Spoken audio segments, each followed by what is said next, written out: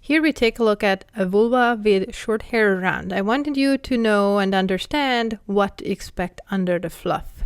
This is how I position the shear so you can keep the skin and the private area nice and short, nice and safe, and the hair short around. And even though when you're working close to the skin with this holding technique and moving the hair away from the skin will help you to keep the doggy safe. Whenever doggies have a skin fold around their vulva, I like to stretch it out so I can get an access to the deeper sections and we can keep the area nice and short so the doggy will lick less, so the hair discoloration and skin discoloration will be less likely and the doggy will be more comfy. By moving the hair higher up, I get a better grip with the shear on it. Same doggy from a different angle. From the butt area, I like to trim the hair around the vulva nice and short from this angle as well, so we can keep the skin nice and pee-free. And after you know what to expect, you can take a look how it's done on a fluffy doggy.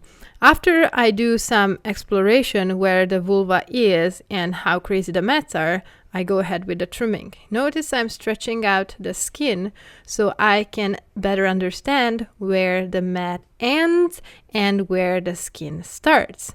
So I can keep the doggy comfortable and safe even with doing the private area trim with shears.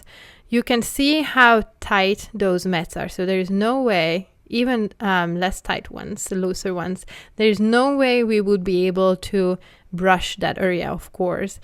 It's awfully sensitive. So we are trimming the area nice and short by stretching the hair and finding the base of the mat and making sure we're not hitting the skin.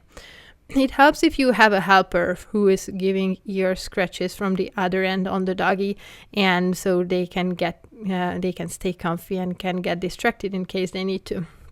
Here you see me getting a safety grip on the vulva so I can make sure I'm not cutting into it.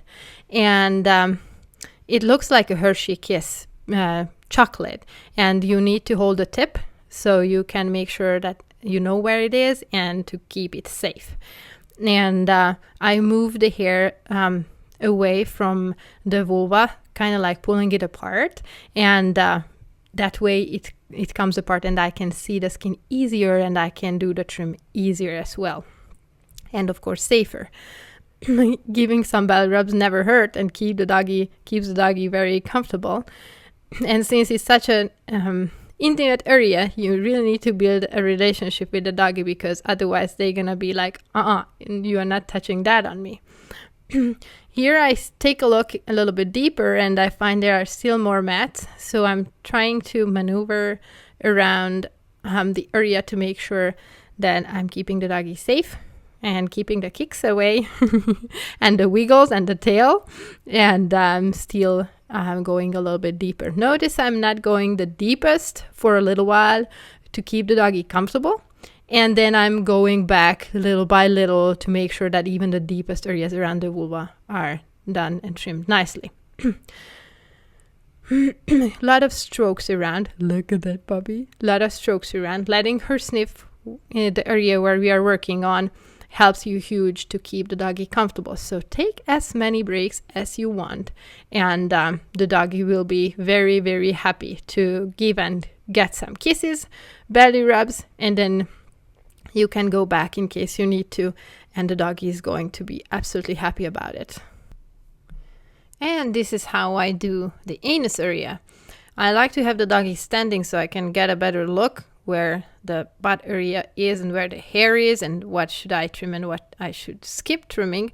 So after a little bit of investigation and determining the approximate location of the anus area, I start trimming and going deeper and deeper to make sure that my educated guess was correct, and by opening up the code so the anus will be nice and clean on the long run.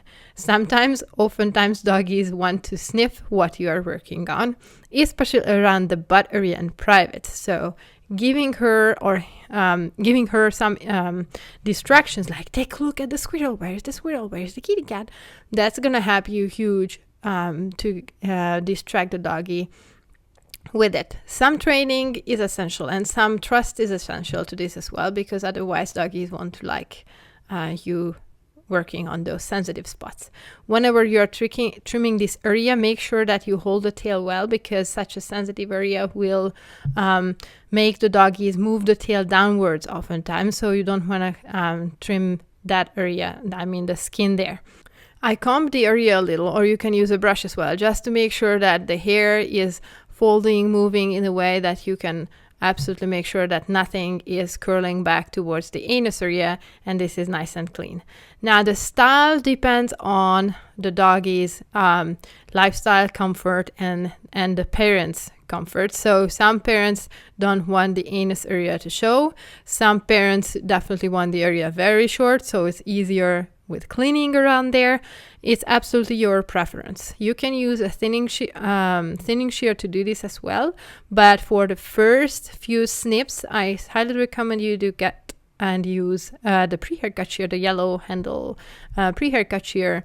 So you're gonna be able to determine where the anus is 100% accurately, and that's gonna keep you safe. The thinning shear is very sensitive, so after you trimmed more like 3/4 of what you want to trim off, then you can even it up and shorten it and make it natural looking with a thinning shear if you want to.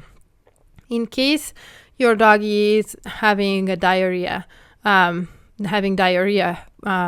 temporary for some reason, then you can trim this area a little bit shorter, and as well go a little bit higher by the base of the tail on the inner side around the anus area. So when they fold the tail down, it's gonna be nice and short. So even in case they get some poop around there, it's gonna be easier to remove it for you or for the doggy.